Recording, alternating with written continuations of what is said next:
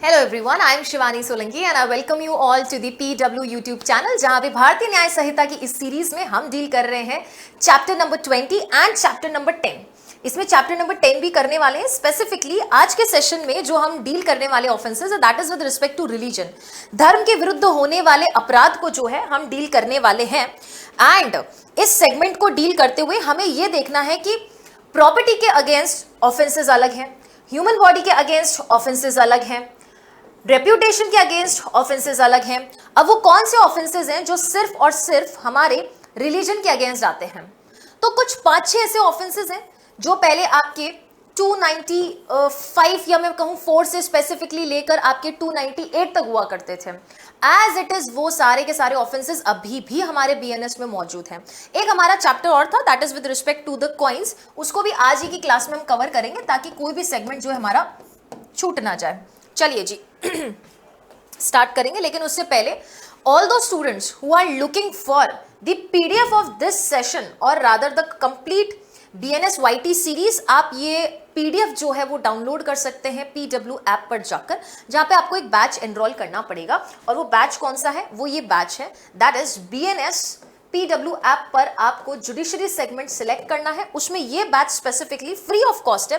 इस बैच को एनरोल करने से वहां पर जितने भी वीडियोस है वो देख पाएंगे, जितने भी PDFs है वो मिल पाएंगे। And for further any information और with respect to your upcoming classes जितनी भी नोटिफिकेशन है वो PW लॉ वाला के जुडिशरी टेलीग्राम चैनल पर आपको मिल जाएंगे।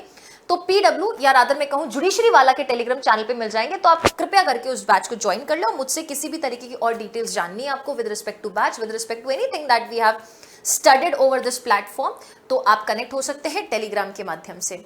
चले जी स्टार्ट करेंगे।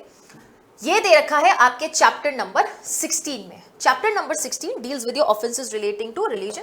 और ध्यान रखें स्टूडेंट्स, आज का जो हमारा लेक्चर है वो लास्ट लेक्चर है। क्या है? ये हमारा लास्ट लेक्चर है, hope with respect to BNS। ठीक है, BNS का जो ये आखिरी लेक्चर है और उसके आगे जो भी और अदर सब्जेक्ट का इन डेप्थ प्लेलिस्ट होगा उसको हम साथ साथ में डील करते जाएंगे। ठीक है, पहले ये देखेंगे कौन कौन से टाइटल्स हैं हमारे पास यहाँ पर। अब ये मोटे रूप से बोलूं तो एक चार्ट है आपके सामने जहां पर मेजरली आपको 5 ऑफेंसेस दिखा रहा है। सबसे पहला जो है वो है 298 एंड 299। इसमें डेलिब्रेट इंसल्ट की जा रही है रिलीजन की। किसकी डेलिब्रेट इंसल्ट की जा रही है? रिलीजन की डेलिब्रेट इंसल्ट की जा रही है 298 एंड 299 में। उसके बाद 3 सेक्शंस है जिसका कोई खास कनेक्शन नहीं है, तो हमको उनको सेपरेटली पढ़ रहे, पर इन 2 सेक्शंस को आपको साथ में पढ़ना है। एक चीज और ध्यान रखेंगे, आप जब 299 देखेंगे एंड सेक्शन 300 देखेंगे तो इनमें भी आपको कुछ सिमिलैरिटी नजर आने वाली है।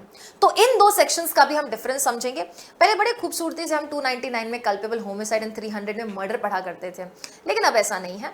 अब यहां पर आपको offences with respect to religion दिखने वाला, जिसमें 298 में हम इंजरिंग एंड डीफाइलिंग के बारे में पढ़ते हैं। Injuring and defiling what? कोई भी रिलीजन का कोई सेक्रेड ऑब्जेक्ट है, कोई प्लेस ऑफ वर्शिप वगैरह है, उसको जाके अपवित्र करना, डिस्ट्रॉय करना, यही सारा 298 में आता है। बोलते हैं प्लेस ऑफ वर्शिप और object held to be sacred. Sacred मतलब क्या होता है? आपकी उससे कुछ धार्मिक भावनाएं रिलेटेड है, आप उसको रिलीजियस मानते हो, स्पिरिचुअल मानते हो, पूजा पाठ वगैरह में आपका उस चीज का, उस ऑब्जेक्ट का यूज होता है। इसमें आपकी रिलीजियस बुक्स भी आ सकती है, ग्रंथ भी आ सकते हैं, पूजा पाठ की सामग्री आ सकती है, हवन के दौरान जो भी चीजें यूज होती है, मूर्ति वगैरह, ये सब आपके 298 में आएगा। 2 चीजें दे रखी है, एक तो इसको इंजर करना और डीफाइल करना। इंजर मतलब नुकसान करना, तोड़फोड़ कर देना, डीफाइल मतलब अपवित्र कर देना, उस पर कोई गंदगी डाल देना, गंदे हाथों से कुछ टच कर देना, या फिर कोई ऐसा कोई भी गंदा सब्सटेंस है, लिक्विड वगैरह, कचरा कूड़ा लाके उस चीज के ऊपर डाल देना, या उस चीज को उस चीज में फेंक देना। तो ये किस में आएगा? इंजरिंग और defiling your any object held to be sacred. और यहाँ पे इंटेंशन भी है। किस चीज का इंटेंशन है? To insult the religion of a class of persons. ध्यान रखें, यहाँ पे क्लास ऑफ पर्संस बोला है। मैंने इस क्लास ऑफ पर्संस को हाईलाइट क्यों किया? क्योंकि कुछ इसी चैप्टर नंबर 16 में you will get to see some offences which are with respect to the religion but only of a particular person। और यहाँ पे क्या बोला? यहाँ पे क्लास ऑफ पर्संस बोला है, एक ग्रुप ऑफ पर्संस है, एक कोई पर्टिकुलर क्लास है, उस पर्टिकुलर रिलीजन, उनके पर्टिकुलर रिलीजन के रिलीजन को इंसल्ट करने के इंटेंट से, या तो प्लेस ऑफ वर्शिप पे कुछ ऐसा इंजरी कॉज कर रहे हैं, ऑब्जेक्ट्स वगैरह को जो कि सेक्रेड हेल्ड किए गए हैं, दैट इज 298। फिर आएंगे हम सेक्शन नंबर 299 पे। बोलता है डेलिब्रेट एंड मैलिशियस एक्ट। क्या बोलता है? Deliberate and malicious act. Deliberately किए एक्ट किया जा रहा है and with malicious intent. Malicious intent means bad faith में वो एक्ट किया जा रहा है। किस चीज का इंटेंशन रखा जा रहा है यहां पे? डेलिब्रेट एंड मैलिशियस एक्ट किया जा रहा है by the words, sounds, science and visible representation. ध्यान रखिए यहां ऑब्जेक्ट का तोड़ा फोड़ी हो रहा है, यहां पे तोड़ा फोड़ी तो नहीं हो रहा है, कुछ बोला जा रहा है, कुछ विजिबल रिप्रेजेंटेशन है, कुछ साइंस है। ये यूज कर रहा है कोई पर्सन इंटेंशनली, जानबूझ के किसी के धर्म के बारे में कुछ गंदा बोल दिया, उनके जो भी लोक देवता हैं, उनके गुरु हैं, उनके बारे में, या उनके भगवान है, ईश्वर है, इष्ट देव है, उनके बारे में ऐसा कुछ बोलना, लिखना या visible representation. Now written can be, words can be both written और स्पोकन। ठीक है। इंटेंशन क्या है? To outrage the modesty, outrage the religious feelings of any class। Generally outraging को आप अभी तक जो है सेक्सुअल ऑफेंसेस में पढ़ के हैं, outraging the modesty of the women और insulting the modesty of the women, दोनों में फर्क है। इसमें क्या बोला? outraging the religious feelings of any class। outrage कर देना मतलब उनकी रिलीजियस फीलिंग्स की धज्जियां उड़ा देना। एंड जब इंसल्ट कहते हैं ना, वहां आहत होता है, वहां आहत होता है। और यहां पर outraging की जो ग्रेविटी है वो ज्यादा है, किसी की रिलीजियस फीलिंग्स को हर्ट कर रहे हैं यहां पे, और by insulting the religious feelings of और बिलीफ, किसी के रिलीजन को इंसल्ट करना, उसके रिलीजन के बारे में बुरा भला कहना, या उसके रिलीजियस बिलीफ्स को इंसल्ट करना कि ऐसे कोई पूजा पाठ करता है कि तुम तो ऐसे मानते हो, भगवान को मानते हो, ये मानते हो, ऐसे वैसे थोड़ी होता है। ये सब उसकी रिलीजियस फीलिंग्स जो मन में एक ईश्वर के लिए रखता है, उसकी फीलिंग्स को इस प्रकार से आउटरेज करना। आउटरेज दो चीजों का, एक तो religious feeling of any class हो रहा है, या फिर इंसल्टिंग द रिलीजन और रिलीजियस बिलीफ, धार्मिक भावनाएं या धर्म का इंसल्ट करना। मोड भी ध्यान रखना है, क्या कर रहे हैं और कैसे कर रहे हैं, दोनों ही चीजें इंपॉर्टेंट है 298 एंड 299। तो ये तो क्या है? इंटेंशनल, जानबूझ के हो रहा है और रिलीजन को कहीं ना कहीं इंसल्ट ही किया जा रहा है। ठीक है। 300 में देखोगे तो यहां कोई रिलीजियस असेंबली है, उसको डिस्टर्ब किया जा रहा है। क्या किया जा रहा है? रिलीजियस असेंबली को डिस्टर्ब किया जा रहा है। मतलब वो असेंबली कोई रिलीजियस सेरेमनी, कोई रिलीजियस वर्शिप के लिए इकट्ठा हुई है और लॉफुली हुई है। कैसे हुई है? लॉफुली है। दैट मीन्स लॉ उनको अलाउ करता है ये पर्टिकुलर रिलीजियस सेरेमनीज या वर्शिप या वो पर्टिकुलर एक्टिविटी करने के लिए। उस वक्त डेलिबरेटली कोई जाके डिस्टर्ब करे, एग्जाम्पल कोई हवन वगैरह कर रहा है, हवन कुंड में जाके किसी ने गंदगी डाल दी, तो वो 298 में भी जाएगा और 300 में भी जाएगा। 300 में क्यों जाएगा? क्योंकि वो पीसफुल जो असेंबली थी उसको आपने डेलिबरेटली परेशान किया। जब भी कोई पूजा पाठ भक्ति भावना कर रहा है तो वो उम्मीद करेगा कि भाई शांति वगैरह वहां पर हो। कोई अश्लील हरकत आके वहां कर रहा है, फालतू की गाली गलौच वगैरह कर दिया वहां पे, तो रिलीजियस सेरेमनी के वक्त ऐसी अड़चने अगर कोई क्रिएट करता है तो वो सेक्शन नंबर 300 में जाएगा। It says you are disturbing whom? You are disturbing a religious worship or a religious ceremony. ध्यान रखना, we are actually disturbing that particular assembly who has assembled to perform a religious worship or religious ceremony. Worship और ceremony में अलग फर्क है। Worship में आप पूजा पाठ कर रहे हैं, सेरेमनी में कोई आपका ऐसी कोई सेरेमनी हो गई है स्पेसिफिकली, जैसे मुंडन हो गया है, शादी हो गई, ये सेरेमनीज हैं। ओके। 300 में बोला है पासिंग द बरियल प्लेसेस, और वो भी क्या? Trace passing the burial places. किसी के बरियल प्लेसेस है, क्रीमेशन प्लेस है, प्लेस ऑफ स्क्रिप्चर है, वहां पर जाकर ट्रेस पास करना। ट्रेस पास वही जो हम लोग हमारे ऑफेंसेस अगेंस्ट प्रॉपर्टी में पढ़ते हैं, ट्रेस पास, जो कि क्रिमिनल ट्रेस पास हो सकता है। क्रिमिनल ट्रेस पास आगे हाउस ट्रेस पास होता है, हाउस ट्रेस पास ही आगे जाके लगिंग हाउस ट्रेस पास या हाउस ब्रेकिंग बनता है। ठीक है। तो जानबूझ के कोई किसी के बरियल प्लेसेस पे जा रहा है। ध्यान रखना, रिलीजन के ग्राउंड पे सबके अलग अलग रिलीजियस ऐसे क्रिमेशन प्लेसेस वगैरह हो सकते हैं, तो वहां पे आना अगर किसी का वर्जित है कि आप आ ही नहीं सकते, उस दौरान वहां पर कोई जबरदस्ती ट्रेसपास करे। अब ट्रेसपास क्यों कर सकता है? या तो डिस्टर्ब करने के लिए, परेशान करने के लिए, या फिर हो सकता है कि वहां पर जो डेड बॉडी है उसको इनह्यूमेन ट्रीटमेंट देना, इनडिग्निटी कॉज करना। As we all have read कि आर्टिकल 21 का स्कोप इतना बड़ा है बेटा कि वो यहाँ पर किसको इंक्लूड करता है? डेड बॉडी के भी राइट्स को इंक्लूड करता है. Even a dead body has a right. Rather we have also studied it under 356 section number 356 of BNS and section 499 of IPC, जो कहता है कि डेड पर्सन की भी रेप्यूटेशन है. तो यहां पर उसको इंडिग्निटी कॉज के किसी तरीके से बॉडी को फेंक दिया, उसके साथ सेक्सुअल ऑफेंस कर लिया है, उसके बॉडी के पार्ट्स को काट दिया, अंतिम संस्कार ढंग से नहीं होने दिया है. कौन से सेक्शन में आ जाएगा? Section number 301. कहां ट्रेसपास हो रहा है? प्लेस ऑफ वर्शिप, जहां पे पूजा पाठ होती है. नॉट जस्ट बरियल प्लेसेस के बाद भी बहुत सारी चीजें दे रखी है. पहले बोला है प्लेस ऑफ वर्शिप, सेकंड बोलता है एनी प्लेस ऑफ सेपल्चर, है ना, जहां पर डेड बॉडीज वगैरह जो है उनको सेरेमनीज, जो आखिरी उनकी सेरेमनीज होती है वो निभाई जाती है. Any place for the performance of funeral rights, जहां पर अंतिम संस्कार वगैरह की आखिरी जो रीतियां हैं वो निभाई जाती है. और as a depository for the remains of the dead, जहां पर डेड बॉडीज को हम डिपॉजिट करते हैं, ग्रेवयार्ड्स वगैरह जहां पर है. और offers any indignity to human corpse, कोई ह्यूमन कॉप्स को, डेड बॉडी को कोई इनडिग्निटी कॉज किया. कई बार ऐसा हमने देखा है कि स्टूडेंट्स एक क्वेश्चन को लेके बहुत ज्यादा कंफ्यूज रहते हैं, जो कि कुछ पीवाईक्यूज में आ चुका है, that there is a person, male person, who does any sexual offence with a dead body, will it amount to a rape? बताना जरा आप कमेंट सेक्शन में, क्या वो रेप की कैटेगरी में आएगा? क्या हम बोल सकते हैं कि ये बलात्संग का अपराध हुआ है? आंसर इज नो, बिकॉज आप सेक्शन 63 देख लें बीएनएस का, या सेक्शन 375 देख लें आईपीसी का, उसके लिए जरूरी है लिविंग पर्सन होना चाहिए. ठीक है, लिविंग पर्सन, ह्यूमन बीइंग होनी चाहिए, वो महिला होनी चाहिए with respect to your central major laws IPC and BNS. POCSO वगैरह तो माइनर वगैरह हो सकता है. लेकिन अगर वो बॉडी डेड बॉडी है, तो डेड बॉडी के मामले में क्या हम बोल सकते हैं कि सेक्सुअल ऑफेंस हुआ है? नो, क्योंकि ऐसा प्रीसीडेंट्स में लिखा है कि डेड बॉडी को बेसिकली वो चीज जो है, जो अपराध हो रहा है उसके साथ घटना घट रही है, वो दर्द, वो पेन, वो फील नहीं होता है. So for that reason dead body के अगेंस्ट हुआ रेप को इंडिया में कंसिडर नहीं किया जाता है. लेकिन हाँ, डेड बॉडी की भी रेप्यूटेशन है, डेड बॉडी की भी डिग्निटी है, और उसको ये इनडिग्निटी कॉज करने के लिए इस सेक्शन में उसकी पनिशमेंट होती है. 301 में उसकी पनिशमेंट है. ठीक है. Fifth is causes disturbance to any person assembled for the performance of funeral ceremonies. यहां पे जहां फनरल राइट्स परफॉर्म होते हैं वहां पर एंटर कर रहा है, और इस प्लेस में जहां पर फनरल सेरेमनीज ऑलरेडी चल रही है उनको डिस्टर्बेंस कॉज करता है. अंतिम संस्कार वगैरह चल रहा था, है ना, अंत्येष्टि वगैरह हो रहा था, और वहां पर आकर कोई किसी को गाली गलौज करता है, लोगों को शांति से अपना जो दुख है, गम है, उसमें विलीन नहीं होने देता है, that will amount to an offence under section 301. बराबर. Next 302, uttering words with an deliberate intent. वहां पे भी डेलिब्रेट इंटेंट था, यहां पे भी डेलिब्रेट इंटेंट है. ध्यान रहे, यहां पे outraging the religious feelings of a class था.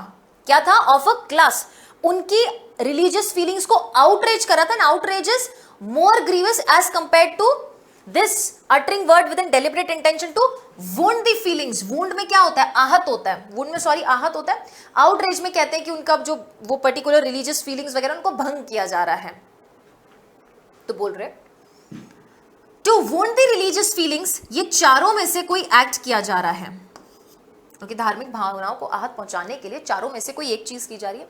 ही अटर्स अ वर्ड, या तो कुछ शब्द बोलता है, या कुछ साउंड निकालता है, या कोई जेस्चर बनाता है, हाथ वगैरह से कोई जेस्चर बना दिया, या फिर places any object in the site of that person.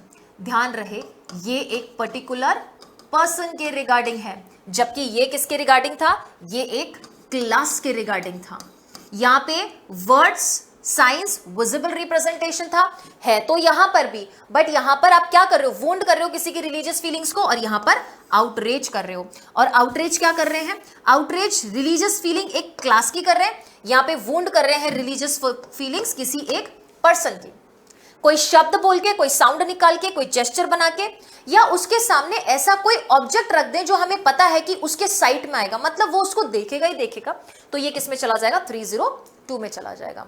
बराबर है. उम्मीद करती हूँ कि ये चार्ट आपको समझ आया होगा. अब हम एक एक सेक्शन 1 बाय 1 डील कर लेंगे. ठीक है, चलिए 298 अगर आप देखेंगे तो 298 में देखो, इंटेंशन के मामले में बहुत सारी चीजें इन्होंने और ऐड ऑन की है. क्या कह रहे हैं? इंटेंशन के मामले में इन्होंने और बहुत सारी चीजें ऐड की हैं.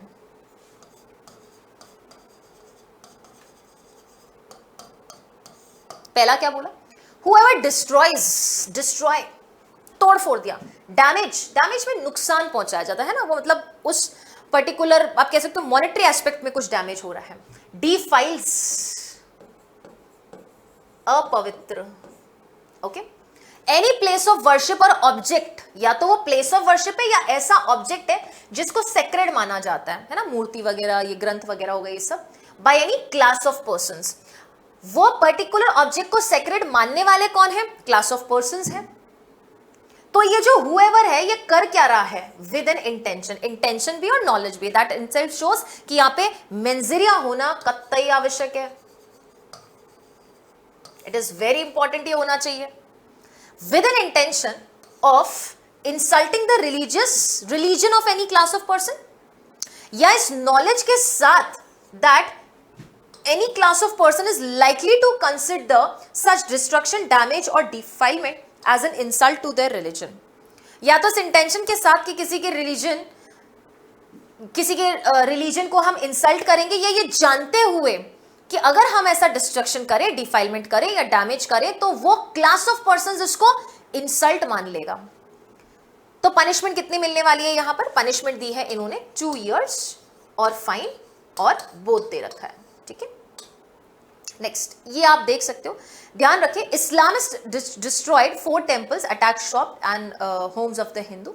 ये आपके जो इस्लामिक कंट्रीज वगैरह में ये हुआ था, ठीक है। तो ये क्या है, ये डिफाइलमेंट ही तो है बेटा, मूर्ति है जिसको आप सेक्रेड मान रहे हो, उनको इस तरीके से तोड़ना कौन सी कैटेगरी में आएगा, ये आपके डिफाइलमेंट में आ जाएगा। Joseph versus state of Kerala, एक एक केस पढ़ेंगे, बहुत अच्छा केस है। It states that a hut was used as a worship place by people of a specific religion. Specific religion के लोग जो है वो एक हट को रिलीजियस पर्पस के लिए यूज करते थे, वहां वर्शिप वगैरह पूजा पाठ करते थे। कोर्ट के ऑर्डर्स आए थे कि उसको ध्वस्त किया जाए, उसको जो है डिमोलिश कर दिया जाए।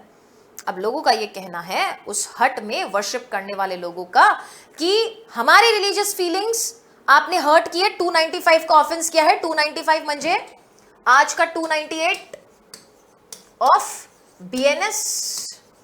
पहले हमारे आईपीसी में कहां से कहां तक थे, सेक्शन 295 से लेके 298 ऑफ आईपीसी में पहले ऑफेंसेस अगेंस्ट रिलीजन होता था। 295, 95A, 96, 97, 98 5 सेक्शंस हुआ करते थे। या लिखना आपको ब्रैकेट में 298 of BNS. A took the possession by the court orders and took down the images of Hindu god and was charged under 295। उसने हिंदू गॉड की जितनी भी तस्वीर वगैरह थी ना वो पुल डाउन कर दी। High Court held that A has the right to do whatever he has done and he had not intended to hurt the religious belief। यहाँ पे A का कोई इंटेंशन था ही नहीं किसी की रिलीजियस बिलीव्स को हर्ट करने के लिए, और वही इंग्रेडिएंट है 298 का।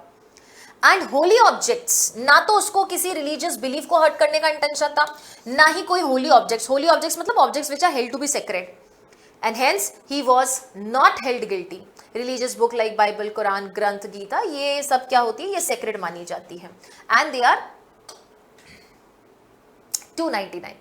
Deliberate and malicious act intended to outrage the religious feeling of any class by insulting its religion and not religious belief। यहां पर जो इंटेंशन है वो देखना किस चीज का इंटेंशन है। यहां पे मेजरली इंटेंशन है टू आउटरेज। आउटरेज में बहुत फर्क है,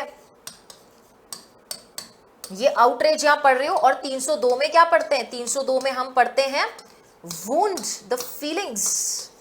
यहां पे क्या कर रहे हैं, किसी एक पर्सन का है, और आउटरेज में क्या है, क्लास ऑफ पर्संस है, बराबर, ठीक है। आगे देखो, whoever with a deliberate and malicious intention of outraging the religious feelings, और किसकी, any class of citizens of India, वो भारत के सिटीजन होने चाहिए, भारत के नागरिकों के धार्मिक भावनाओं को आउटरेज करने के इंटेंशन से।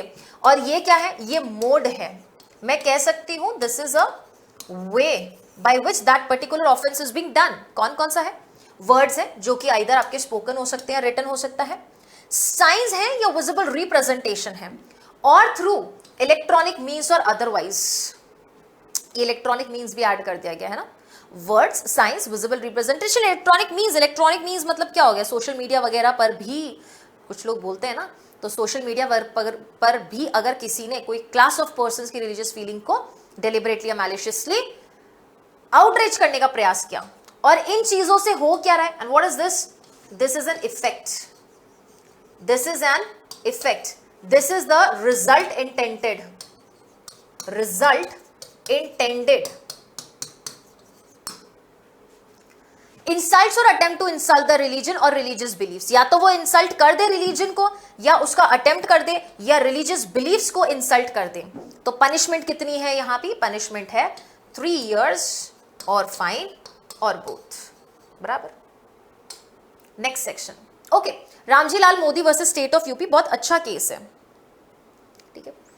अब इसमें ना इन्होंने ये बोला कि आप बार बार हमारे ऊपर रेस्ट्रिक्शन लगा देते हो, हमारा आर्टिकल 19 वायलेट होता है, हम लोग न्यूज़पेपर वगैरह में कुछ छापे, तो article 19 versus 295A of IPC बहुत बार चला है, रादर मैं इसको किससे सब्स्टिट्यूट कर सकती हूँ, 299 of BNS, yes or no, okay. It states that the petitioner is the editor, printer and publisher of a monthly magazine called Gaurakshak, Gaurakshak एक मैगजीन थी, उसका ही प्रिंटर है, पब्लिशर है, okay. The magazine is devoted to cow protection. Cow protection को magazine devoted है, मतलब वहां पे गायों की रक्षा के लिए वो पर्टिकुलर मैगजीन बनाई गई है। In July, August 1949, the daily newspaper, Hindi daily newspaper named Amrit Patrika of Allahabad printed and published an article or a cartoon about a donkey on which the agitation was started by the Muslims of Uttar Pradesh. तो ऐसा agitation हुआ। The editor and the printer and the publisher of Amrit Patrika were prosecuted by the state, but they have been eventually acquitted by the High Court of Allahabad. In meantime, it is an issue for the month of Kartik Samvat 2009, corresponding to the November 1952. An article was published जहाँ पे गौरक्षक के बारे में ऐसा statement दिया गया था। अब सारी चीजें होने के बाद स्टेट ने फिर से, the state government ordered the prosecution of the petitioner on the basis of the said article, कि आपने आर्टिकल में ये चीजें जो है मेंशन की है।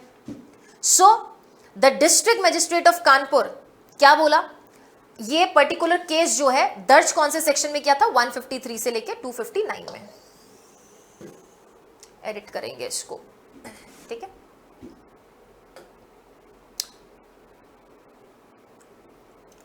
Okay, Ramji Lal Modi versus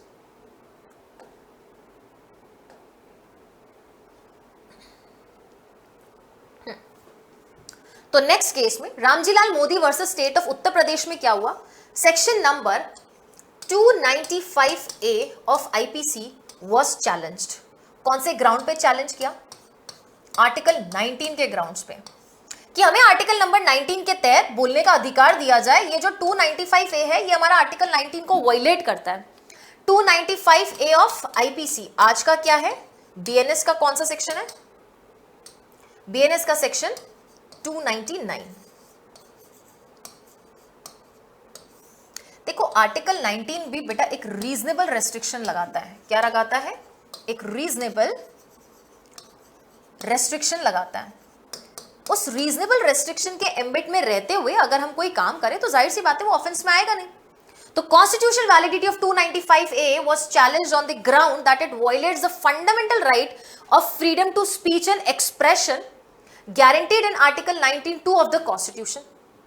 Upholding the constitutional validity of 295A, the Constitutional Bench of Supreme Court ने क्या बोला कि ये जो 295A है हम इसकी constitutional validity को upheld करते हैं, ये absolutely valid है, and ruled 295A is enacted in the interest of the public order and it penalizes not any and every insult of religion. 295A लोगों के रिलीजन को बचाने के लिए है, उनकी धार्मिक भावनाएं आहत ना हो, उनके धर्म की कोई धर्म को ठेस ना पहुंचाए, इसके लिए है। लेकिन वो हर इंसल्ट टू रिलीजन को पनिश नहीं कर देता है, क्योंकि हमें ये भी तो देखना है कि आर्टिकल 19 भी वायलेट ना हो लोगों का। But only the deliberate and malicious outraging religious feeling, क्या है, डेलिब्रेट एंड मैलिशियस आउटरेजिंग। तो हम पहले डिस्कस कर चुके थे कि ये कतई जरूरी है कि 295A that is 299 of BNS के लिए मैलिशियस या फिर डेलिब्रेट इंटेंट होना जरूरी है। इंटेंशन होगा तो पनिशेबल हो जाएगा। 300 इज वेरी सिंपल, जो बात करता है disturbing the religious assembly whoever voluntary causes, that means voluntary word, देखो डायरेक्ट रीडिंग इसलिए जरूरी है, voluntary word क्या शो करता है, there is an intention, यहां पे इंटेंशन है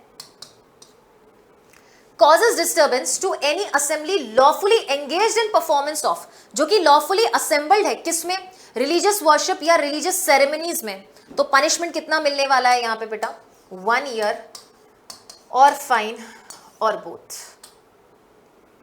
301 trespassing of the burial places, ये वही सारी जगह हैं जो कि हम लोग ऑलरेडी चार्ट में डील कर चुके हैं। ये चार्ट में ऑलरेडी वर्ड्स मेंशन्ड है और मैं चाहूंगी कि आप वही चीजें पढ़ के जाएं। लेकिन सबसे इंपॉर्टेंट चीज हमें देखना है कि क्या यहां पर भी इंटेंशन है, क्या यहां पर सिर्फ इंटेंशन है या फिर नॉलेज भी, क्योंकि इंटेंशन हो गया, नॉलेज हो गया, रीजन टू बिलीव हो गया, वॉलंटरी हो गया, डिसऑनेस्टली हो गया, फ्रॉडेंटली हो गया, they all are a part of mens rea. लेकिन मेंजिरिया में भी आगे हमको देखना है what type of mens rea it is. तो बोलता है whoever with the intent, whoever में सब आ जाता है, male female transgender, with an intention of wounding the feelings of any person or insulting the religion of any person। दोनों में से कोई एक इंटेंट हो सकता है, या तो उसकी फीलिंग्स को वुंड करता है या उसके रिलीजन को वुंड करता है, मतलब रिलीजन को इंसल्ट करता है, या फिर विद द नॉलेज कि ऐसा एक्ट करने से वो पर्सन को वुंड कर सकता है, उसके फीलिंग्स को वुंड कर सकता है, या उसके रिलीजन को इंसल्ट कर सकता है, इंसल्ट होने की संभावना है। कमिट्स एनी ट्रेसपास इन, क्या कर रहा है, ट्रेसपास कर रहा है, अतिचार कर रहा है, और कहां कर रहा है, पांचों में से कोई एक जगह पर। वापस से रीड आउट कर लेते, कोई समस्या नहीं। At any place of worship, place of sepulchre, any place set apart for the performance of funeral rites, funeral rites के लिए जो जगह अलग से निर्धारित कर रखी है वहां पर, या जहां पे हम कोई रिमेन्स को डिपॉजिट करते हैं वहां पे, या फिर ऑफर करता है कोई indignity to any human corpse. And fifth, causes disturbance to any person assembled for the performance of the funeral ceremonies। जो लोग funeral ceremonies निभा रहे हैं उनको भी डिस्टर्बेंस करना 301 में आएगा। तो अब आपको ये लगेगा कि मैम ये हमारे इससे रिलेटेड नहीं है, सॉरी इससे रिलेटेड नहीं है, नहीं इससे रिलेटेड नहीं है, क्योंकि यहाँ पे religious worship and religious ceremony है, और यहाँ पे क्या बोला, यहाँ पे funeral ceremonies है। फर्क है दोनों में फर्क है, ठीक है, क्लियर है। हर फनरल सेरेमनी कह सकते हैं रिलीजियस सेरेमनी में आ सकती है, but her religious ceremony funeral ceremony में तो नहीं आ सकती ना। रिलीजियस सेरेमनीज इतनी बड़ी, उसमें से जो है आपकी फनरल सेरेमनी आ सकती है, वो भी स्पिरिचुअलिटी और रिलीजन से तो कनेक्टेड ही है ना। सब अपने रिलीजन, धर्म, जाति के अनुसार जो है अपने अंतिम संस्कार वगैरह का कार्यक्रम करते हैं, यस और नो, और वो सबको अधिकार है, राइट। शैल बी पनिश, तो पनिशमेंट कितना है, 1 year फाइन और बोथ। लिख दें यहाँ पे जरा, 1 year और फाइन और बोथ। चलेंगे 302 पे। ये एक बार Basir ul Haq versus state of West Bengal जरूर देखें, ठीक है, जरूर देखें। देखो, a type of contempt to a human corpse disturbing the performance of funeral rites in a criminal offence under 297 that is आज का 301। ये केस उससे डील करता है। Disturbance means any active type of intrusion to the funeral ceremonies, कोई भी type का intrusion, हस्तक्षेप, पंचायत, इंटरफियरेंस। केस पढ़ेंगे जरा, केस में क्या लिखा हुआ है। It said in the case mother of A died, A की मदर की डेथ हो चुकी थी। He along with the others took the body to the cremation ground. In the meantime the accused filed a complaint to the police stating that A had throttled his mother to the death. A की mother की death हो गई थी, तो वो दूसरे लोगों के साथ अपनी जो माँ का पार्थिव शरीर है वो क्रिमेशन ग्राउंड पे लेके गया, अंतिम संस्कार की जगह पर लेके गया। तब तक अक्यूज ने उसके अगेंस्ट केस फाइल कर दिया था, ये कहते हुए that A had throttled his mother to the death, कि ए ने खुद ही अपनी माँ को जान से मारा है। After that he came with the police on the cremation ground and disturb the ceremony. वहां जब अंतिम संस्कार का जो क्रिया चल रही थी उस वक्त उसको डिस्टर्ब किया। But it was found that the death of his mother had occurred naturally. बाद में पता चला ये तो मैलिशियस प्रोसिक्यूशन कर रहा था फालतू में, वो जो आखिरी समय पर जो फनरल सेरेमनीज चल रही थी उसको डिस्टर्ब करने के इंटेंट से ये पुलिस को लेके आया था। A filed a complaint against the accused under section 297 on the grounds कि हम जब फनरल सेरेमनीज परफॉर्म कर रहे थे तब आके इसने डिस्टर्ब किया है। The accused was held guilty and was sentenced to 3 years of rigorous imprisonment. ठीक है, चल 302 3 months, ध्यान रहे 3 months of rigorous imprisonment. Ma'am rigorous imprisonment क्यों दिया? वर्ड क्या है? आइदर डिस्क्रिप्शन मीन्स या तो सिंपल इम्प्रिजनमेंट भी दे सकते हैं या रिग्रेस इम्प्रिजनमेंट भी दे सकते हैं। 302 यहां पर भी रिलीजन की इंसल्ट हो रही है, लेकिन कोई पर्टिकुलर पर्सन की हो रही है। देखो, ऑफ एनी पर्सन, कोई भी पर्सन, क्लास ऑफ पर्संस नहीं, कोई भी पर्सन। अटरिंग वर्ड्स एटसेट्रा, और ये जब एटसेट्रा है दैट मीन्स यहां पे कुछ और चीजें हैं, और वो और चीजों में क्या है, वर्ड्स है, साउंड्स आ गए हैं, और साथ ही साथ कोई जेस्चर आ चुका है। Whoever with deliberate intention, that means offenses against religion के हर सेक्शन में intention मेंजीरिया होना जरूरी है। Intention of wounding the religious feelings of any person, utters any word, कोई word बोलता है, makes any sound in the hearing of that person, मतलब वो जरूरी है कि जब वो ऐसा साउंड बना रहा है तो उसको ये इंटेंट है कि वो सुने जिस पर्सन के लिए हमने बोला है। और मेक्स एनी जेस्चर, या कोई जेस्चर बनाता है in the site of that person, site मतलब वो देखना चाहिए वो सामने वाला पर्सन, उसके सामने हम ऐसा जेस्चर बना रहे हैं, या फिर प्लेसेस एनी ऑब्जेक्ट, चौथा क्या है, कोई ऑब्जेक्ट प्लेस कर रहा है in the site of that person.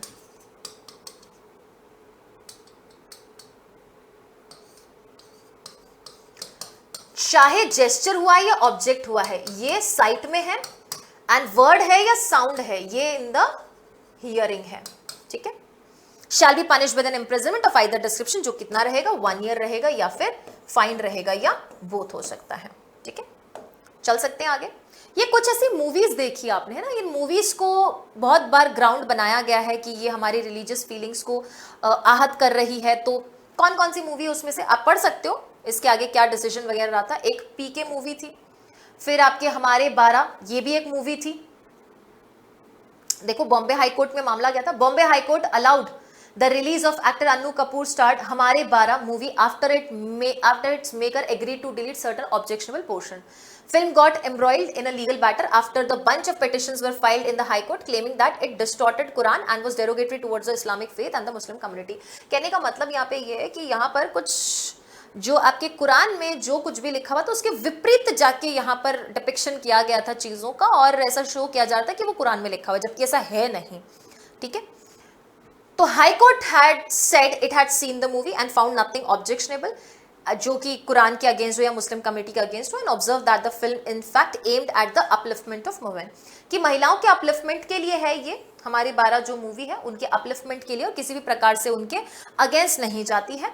It also said that in India, in Indian public, that the Indian public was not gullible और सिली। गलिबल और सिली नहीं है, मतलब ऐसे ही बेवकूफ नहीं है, अगर कुछ दिखाया जा रहा है तो वो पूरी सोच समझ सूझबूझ के साथ उसको समझेंगे और देखेंगे। ठीक है, क्या जो भी पार्ट था उन्होंने उसमें से ऑब्जेक्शनल पार्ट को डिलीट भी कर दिया था। फिर आपको पता है कि द केरला स्टोरीज जो है वो बहुत ज्यादा चर्चा में रही थी, इसका मामला भी जो है सुप्रीम कोर्ट में गया था। वहां पे जो 32,000 महिलाओं का जो ये डेटा क्लेम किया जा रहा था उसको लेकर सवाल उठा था कि वाकई में क्या 32,000 महिलाएं थी। तो देखो जरा सुप्रीम कोर्ट ने क्या बोला।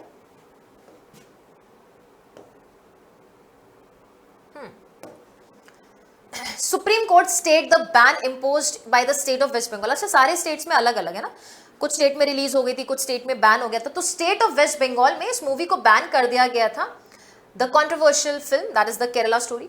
The court asked the makers to add a disclaimer, उनको बोला कि आप प्लीज एक डिस्क्लेमर ऐड कर दीजिए, that the film is a fictionalized account on the event and there is no data to back its claim of 32,000 women were forced to convert to Islam and join ISIS।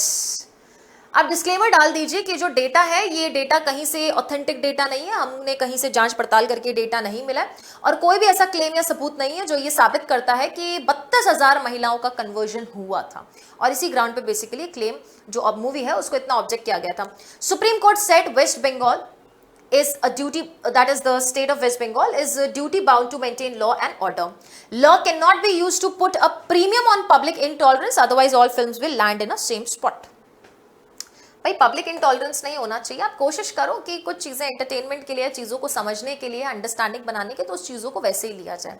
ठीक है, और हमारे 12 के case में तो बोल ही दिया Bombay high court ने कि जो पब्लिक है that is not gullible and silly, उनको सब समझ आता है। ठीक है, चलिए जी, chapter number 10 offences relating to coin, currency notes, bank notes and government stamps. अब इसमें से कुछ चुनिंदा सेक्शन ही है जो हम टेबल देख के समझ जाएंगे कौन से इंपॉर्टेंट और कौन से इंपॉर्टेंट नहीं है। सेक्शन नंबर 178 से लेके 188 तक हमारे साथ सेगमेंट है। कितने सेक्शन हो गए? 8 और 3 लगभग 11 सेक्शन है हमारे पास। एक चीज ये भी ध्यान रखना, प्री में हो सकता है आपसे ये क्वेश्चन भी पूछ लिया जाए कि चैप्टर नंबर 10 में ऑफेंसेस किसके किसके रिगार्डिंग है, कॉइन है, करेंसी नोट्स है, बैंक नोट्स है, as well as government stamps हैं। ठीक है, क्या होता है गवर्नमेंट स्टैम्प्स? गवर्नमेंट स्टैम्प्स क्या होता है? अरे वो सील वगैरह नहीं होता है, वो ग्रीन कलर का ऐसा पेपर होता है ना, स्टैम्प पेपर, 50 रुपए का, 100 रुपए का, आप लोग उस पर कैरेक्टर सर्टिफिकेट बनवाते हैं, एफिडेविट्स वगैरह देते हैं ना, शपथ वगैरह लेते हैं, they are called as government stamps. ठीक है, वो स्टैम्प एक पेपर फटा तो मतलब 50 रुपए का नुकसान है वो। ठीक है, वो प्रॉपर पे करके लाया जाता है, and this is a source of income, source of revenue for the state. ठीक है, चलिए 178, 179 178 बोलते हैं हम कॉइन को काउंटरफिएट कर रहे हैं, या गवर्नमेंट स्टैम्प को काउंटरफिएट कर रहे हैं, या करेंसी नोट्स या फिर बैंक नोट्स को काउंटरफिएट कर रहे हैं, तो 170 में आएगा, 178 में आएगा, sorry. See, whoever counterfeits or knowingly perform any part of process of counterfeiting, किसको किसको काउंटरफिएट कर रहा है? कॉइन को, गवर्नमेंट स्टैम्प को, करेंसी नोट्स को एंड बैंक नोट्स को। तो पनिशमेंट कितनी है भैया? तगड़ी पनिशमेंट है, लाइफ इंप्रिजनमेंट है, या आइदर डिस्क्रिप्शन जो 10 इयर्स तक जा सकता है, एंड फाइन। ठीक है, क्लियर है? फिर उन्होंने एक्सप्लेनेशन में बैंक नोट्स वगैरह भी एक्सप्लेन किया है। 179 बोलता है यूजिंग एज जेन्युइन, किसको हम जेन्युइन के रूप में यूज कर रहे हैं? फॉर्ज और counterfeited coin, government stamp, currency note और बैंक नोट्स। दैट मीन्स यहां पे उस पर्सन को नॉलेज है कि जो करेंसी नोट्स, जो बैंक नोट्स, जो कॉइन या गवर्नमेंट स्टैम्प वो यूज करने जा रहा है, दैट इज काउंटरफिएट या फॉर्ज्ड है, या तो नकली बनाया गया है या फॉर्ज किया आपने उसको। 179 में उसका प्रयोग हो रहा है।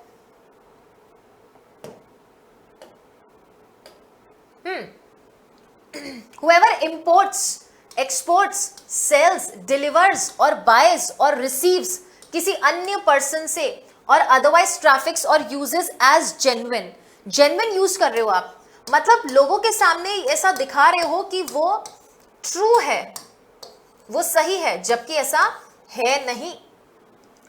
एनी फॉर्ज और counterfeit coin, stamp, government notes, bank, sorry government stamps, currency note, bank note, knowing और हैविंग रीजन टू बिलीव। देखो बस यही वर्ड पकड़ना चाहते थे हम, नॉलेज हो या रीजन टू बिलीव हो, दोनों ही किस में आ जाते हैं? इंटेंशन में आ जाते हैं ना। अगर आपको किसी चीज का पता है, उसके बावजूद ऐसी चीज यूज करना, मतलब आपका ऑलवेज इंटेंशन था ये गलत काम करने का, ऑफेंस कमिट करने का।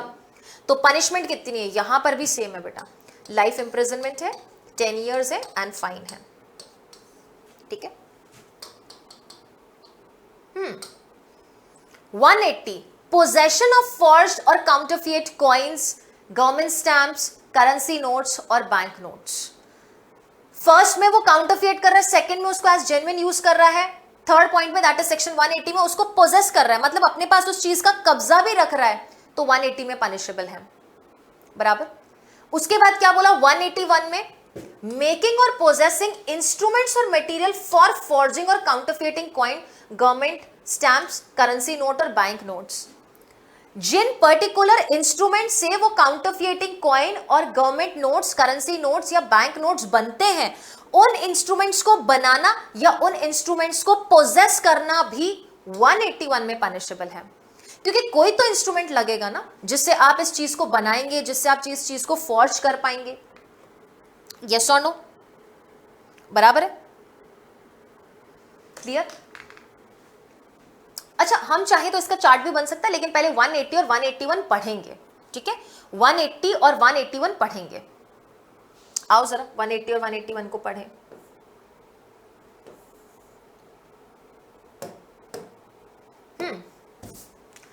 मेकिंग और possessing instruments, whoever makes or mends, performs any part of that process। कौन सा process? the process of making or mending, और buys or sells or disposes और has in possession, या तो buy करता है या sell करता है या disposes करता है या possession में रखता है क्या? any machinery, any die और any instrument और any material, किस पर्पस के लिए, किस प्रयोजन के लिए? टू बी यूज, या ये नॉलेज रखते हुए कि इसको यूज किया जाएगा for the purpose of forging और काउंटरफिएटिंग, काउंटरफिएट करने के लिए या फॉर्ज करने के लिए। Any coin, stamp issued by the government, that is said to be a government stamp, use for the purpose of revenue, currency notes और बैंक नोट्स। तो पनिशमेंट वही दे रखी है, लाइफ इंप्रिजनमेंट है, 10 इयर्स है एंड फाइन है। अच्छा, इन चारों सेक्शंस का हम एक चार्ट भी बनाएंगे, पहले 182 भी पढ़ लेते हैं। मेकिंग और यूजिंग डॉक्यूमेंट, सॉरी 180 पढ़ना था, पोजेशन, यहाँ पे फॉर्ज और काउंटरफिएट का पोजेशन रखना। मान लो बनाया किसी और ने, लेकिन अगर हमारे पोजेशन में भी आ गया and we know that it is forge और काउंटरफिएटेड, तो 180 लग जाएगा। Whoever has in his possession any forged or counterfeited coin, stamp, that is government stamp, currency notes, bank notes, देखो knowing or having reason to believe, मतलब वो जानता है इस चीज के बारे में कि ये currency note, bank note, stamp या कॉइन क्या है, फॉर्ज्ड या काउंटरफिएटेड है, एंड इंटेंटिंग टू बी यूज, और उसको पता है कि हो सकता है कि आगे मैं इसको जेन्युइन के रूप में यूज करूंगा या यूज किया जा सकता है उसको आगे, तो यहां पे पनिशमेंट 7 years और फाइन और बोथ है। ठीक है।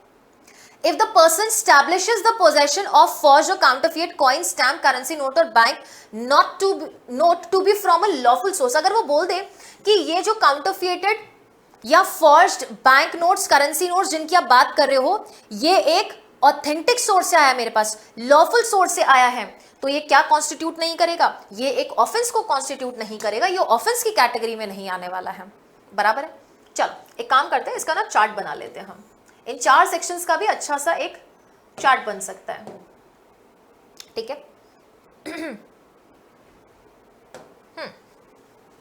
देखेंगे जरा, coin, government stamps, currency note और बैंक नोट। बराबर।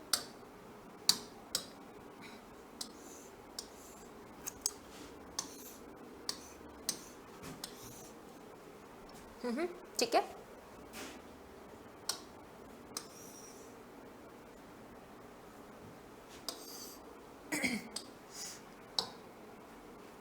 Section number 178, 179, 180 and 181। इसमें बेसिकली क्या हो रहा है, एक्चुअली काउंटरफिएटिंग कर रहा है। बराबर। 179 में क्या कर रहा है, उसको एज जेन्युइन यूज कर रहा है, यस और नो, यस, उसको एज जेन्युइन यूज कर रहा है।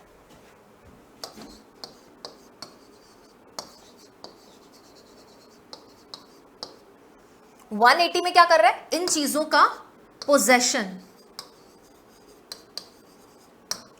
181 में क्या किया जा रहा है, he is making or he is possessing what, the instruments, वो इंस्ट्रूमेंट्स जो हमारे उस particular coin, government stamp, promise, currency notes and bank notes को फॉर्ज करने में या काउंटरफिएट करने में काम आएगा।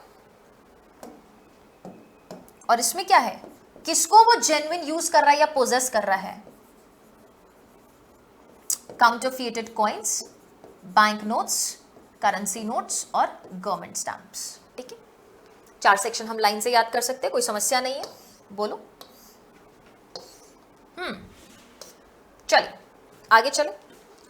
आफ्टर योर सेक्शन नंबर 181 अब हमारे पास क्या बचता है, 182।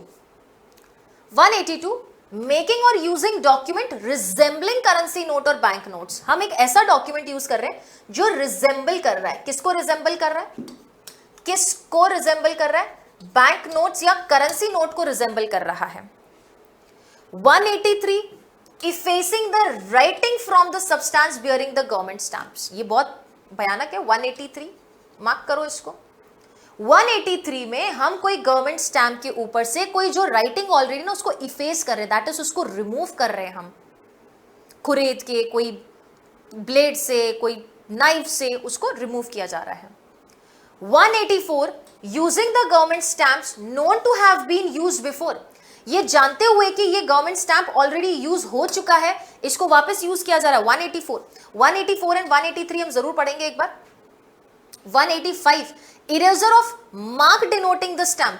183 एंड 185 में फर्क क्या है, 183 में तो कुछ लिखा हुआ है उसको मिटा रहे हम, 185 में हम उसको मिटा रहे हैं जो ऐसा मार्क है जो ये बताता है कि ये मार्क जो है ऑलरेडी यूज हो चुका है।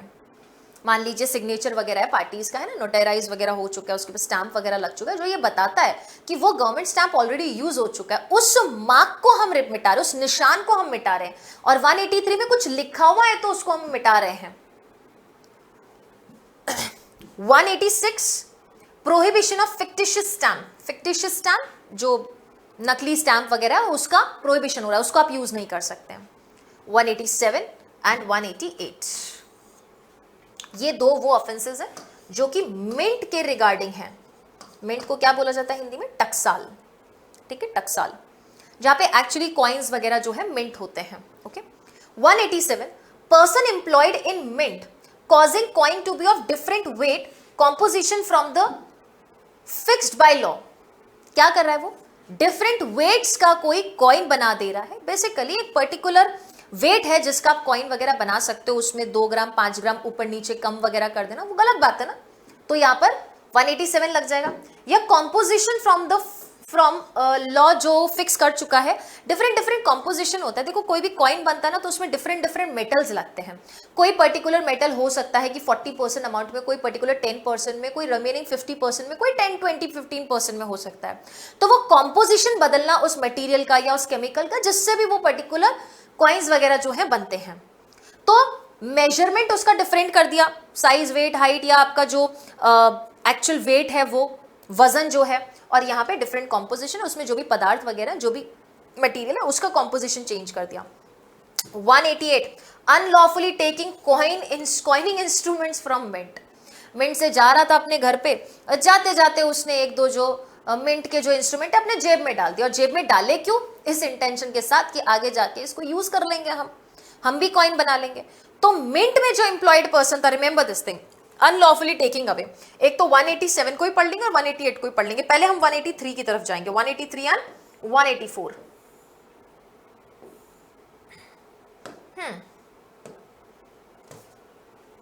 183 इसमें क्या पढ़ रहे हैं? Effacing the writing.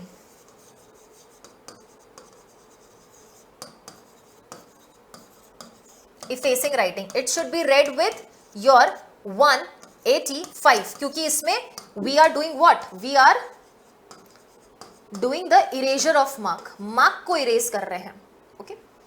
Whoever fraudulently or with an intent to cause loss to the government, intention ध्यान रखना, इंटेंशन यहाँ पे सरकार को नुकसान पहुंचेगा, क्योंकि एक गवर्नमेंट स्टैम्प जो ऑलरेडी यूज हो चुका है उसको अगर आप वापस यूज करोगे तो गवर्नमेंट को नुकसान ही है ना। Removes or effaces any substance bearing any stamp issued by the government for the purpose of revenue।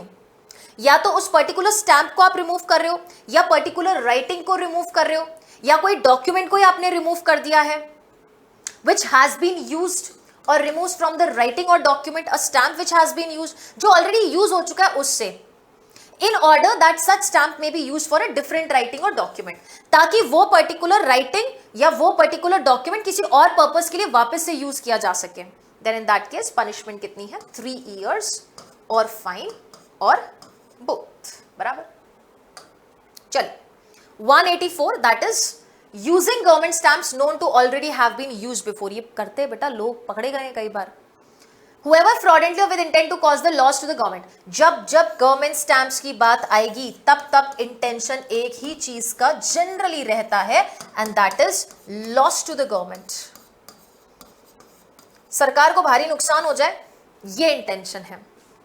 Whoever fraudulently or with intent to cause the loss to the government uses for any purpose a stamp issued by the government for the purpose of revenue, जो कि वो जानता है, the person who is using it again have already been before used। तो punishment कितना है यहाँ पे? 2 years और फाइन और both.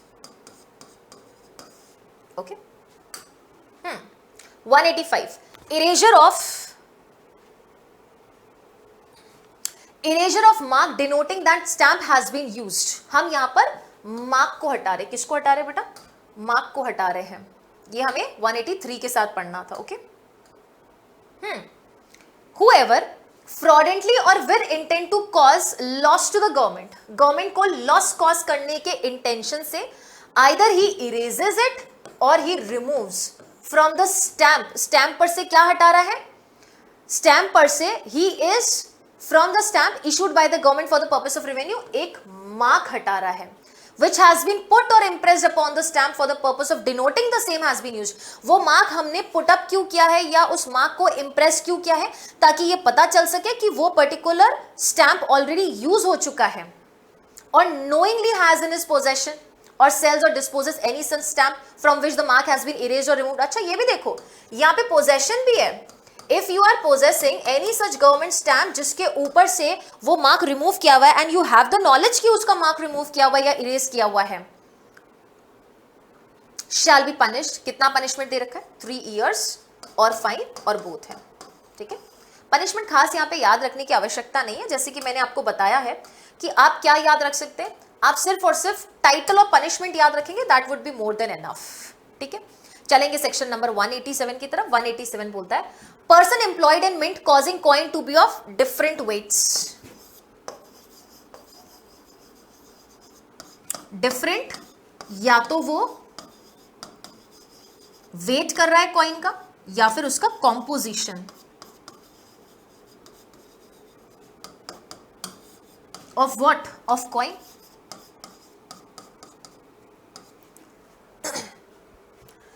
Whoever being employed in any mint, mint में offenses against mint. तो mint का मैं कह सकती हूँ 2 ही offenses है उसके रिगार्डिंग. mint के रिगार्डिंग 2 ही offenses है, एक 187 में है और दूसरा 188 में है. lawfully established in India, वो mint भी इंडिया में lawfully established होनी चाहिए. Does an act or omit what is legally bound to do? वो एक्ट जो वो लीगली बाउंड था करने के लिए या वो ओमिशन कर देता जो कि उसको नहीं करना चाहिए था. With an intention of causing the coin issued from that mint to be of different weight or different composition from that which is fixed by law. तो पनिशमेंट कितनी है यहाँ पे? 7 years and fine है. 7 years and fine is the punishment. ठीक है, ये चीज बहुत अच्छी है कि वो मिंट भी तो लॉफुली स्टैब्लिश होनी चाहिए ना. वो मिंट भी जो है हिंदुस्तान में लॉफुली स्टैब्लिश होनी चाहिए.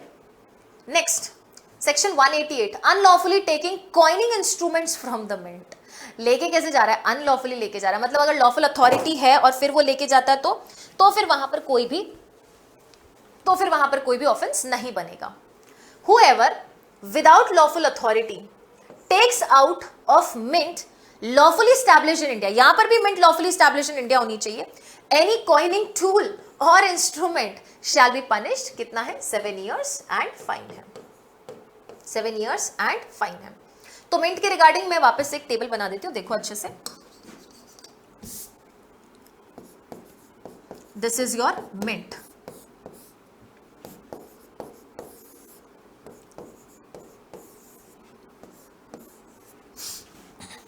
वन 187 में क्या कर रहा था?